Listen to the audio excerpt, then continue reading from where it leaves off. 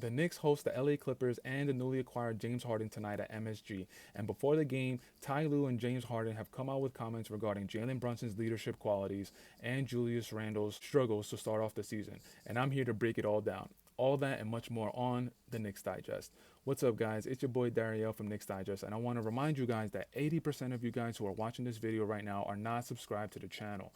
Yeah, that more than likely means you. So what we need you to do is stop everything you're doing, smash the subscription button, get the subscription numbers up for Knicks Digest, and let's go all the way up.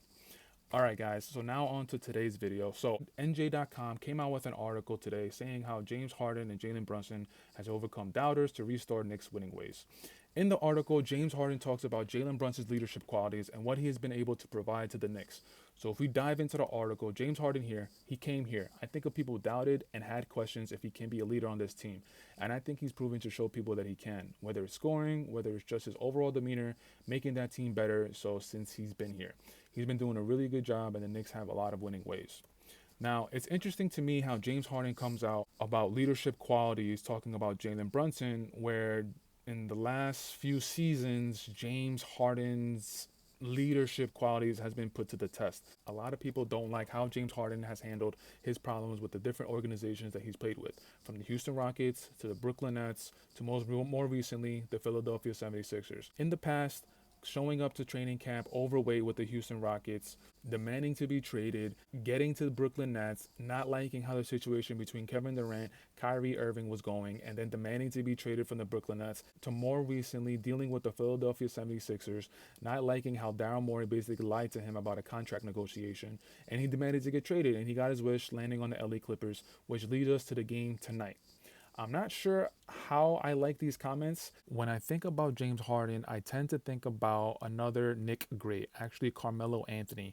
Carmelo Anthony and James Harden are looked at as such great offensive players that they didn't really have a lot other aspects to their game. Now, in the defense of James Harden actually has examples, and James Harden actually has times where he's been put to be the playmaker and to create for others, where Carmelo, that was never ever asked of him. But if Melo wanted to be one of the actually greats, I feel like Melo should have tried to incorporate that into his game instead of just being a one-dimensional player. And it's not just James Harden. Ty Lue actually goes on to talk about Jalen Brunson and says he brings his toughness for one, his ability to guard up as well, guard the post, guard bigger guys, but just his playmaking ability, getting into the paint, scoring the basketball, he's dealing in the pick and roll. And that quote from Ty Lue just gives us an idea of how much of a threat Jalen Brunson really is. Ty Lue goes on to talk about Jalen Brunson's defensive prowess, how he's able to guard the post, how he's strong and bigger than most point guards, but he also goes to talk about Jalen Brunson's offensive ability. Jalen Brunson can beat you off the dribble, Jalen Brunson can beat you in the pick and roll, Jalen Brunson can beat you in the pick and pop. So it goes to say how much Jalen Brunson has to his offensive game. And the more you have to your offensive game, the more that you can hurt the other team and the more you can make an impact on the game. Again, I'm not sure how I feel about these comments going into tonight's game. I'm not sure if Ty Lue and James Harden are playing some sort of Jedi mind trick and trying to butter up Jalen Brunson and New York Knicks. And the next thing you know, especially since it's James Harden's first game with the Clippers, of course it's at MSG. MSG is the world's most famous arena. Every NBA player loves to put on a show at MSG. So you never know. James Harden might come out guns blazing. He actually might be hitting his threes. The rest of the team might be hitting the threes, and hopefully not, but it might be a blowout for the New York Knicks. But real quick, going back to James Harden and the whole leadership qualities thing, this quote is very interesting to me because James Harden, it seems like James Harden never really wanted to be put in that leadership role with any of the teams that he played for. He just wanted to show up to work. He just wanted to get his stats, and he knew that he was the main offensive weapon. Besides the Brooklyn Nets and the Philadelphia 76ers stint, because with the Brooklyn Nets, when he played with Kyrie and Kevin Durant, he actually did take a step back, to his credit. He took a step back, and he was actually the playmaking player on that team. With the Philadelphia 76ers, Joel Embiid was and still is the best player on that team and for the organization. So James Harden actually took a step back, became the second best player, even though I thought Tyrese Maxey was the second best player all along. James Harden took a step back and he decided to become a playmaker with Joel Embiid instead. So to his credit, when he was put in a position to become a playmaker, to become a creator, he actually took that role. And when James Harden is in that role, he excels at that role. But whenever he's put in a position to be the main offensive weapon, which basically was in the Houston Rockets, we can easily say that his leadership qualities weren't great. Showing up to training camp overweight, but then there were also extracurricular activities outside of the game where he's going to strip clubs, he's staying out late, and it didn't really seem like James Harden was taking his craft seriously. James Harden has always been known as showing up for the season and trying to play his way into shape. But the thing with that is that when you show up to the season overweight and you play your way into shape, what tends to happen is the body tends to break down. And that could be the main reason why James Harden outings for the last few seasons in the playoffs have been disappointing. The stigma with James Harden right now is James Harden is a great regular season player, but in the playoffs, he has not shown up.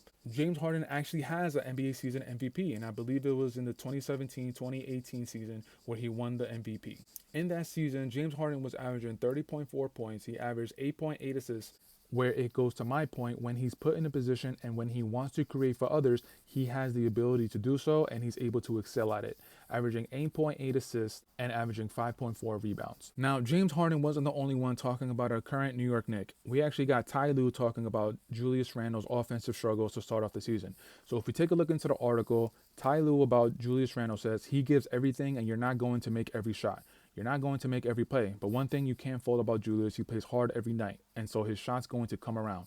Hopefully not on Monday, but he plays the game hard and he plays it with a lot of passion, so you can't get frustrated getting mad at the guy because they're missing shots and are struggling because he's always going to play hard, so it's going to come around. Again, these quotes coming from James Harden talking about Jalen Brunson's leadership and also Ty Lue talking about Jalen Brunson, but also talking about Julius Randle's offensive game right now, seem to be very interesting, coming at a time where they're about to play and just basically buttering them up.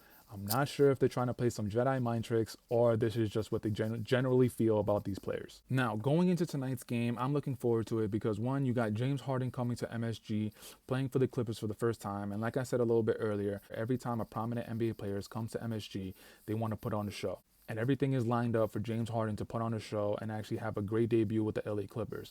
But for the Knicks, this is a perfect opportunity to bounce back from that devastating loss on Friday against the Milwaukee Bucks in the first in-season game tournament, where Jaylen Brunson dropped a 45 ball on the Bucks. I'm looking to see the morale up for the Knicks. I'm looking to see more ball movement. Hopefully Julius Randle is able to break out of that offensive slump to start off the season. Hopefully we get to see a little bit more aggressive Julius Randle and we get to see him have a good game. As far as for the rest of the Knicks, I want to see Jaylen Brunson do what Jaylen Brunson does, which basically is be the leader on the team, put the team on your back like you've been doing, and carry us to a W. Quentin Grimes, I want you to still be aggressive, even though plays aren't being called for you. I want you to take the shots when they're there. I want you to attack the rim. RJ Barrett, hopefully he's playing tonight. And if RJ is playing tonight, I want him to keep playing the way he's been playing, which is attacking the rim a lot more. Mitchell Robinson, hopefully Mitchell Robinson can stay healthy. He doesn't get hurt tonight. All right, guys, that's all I got for this video. So stay tuned for more video and stay tuned to the Knicks Digest YouTube channel. Peace.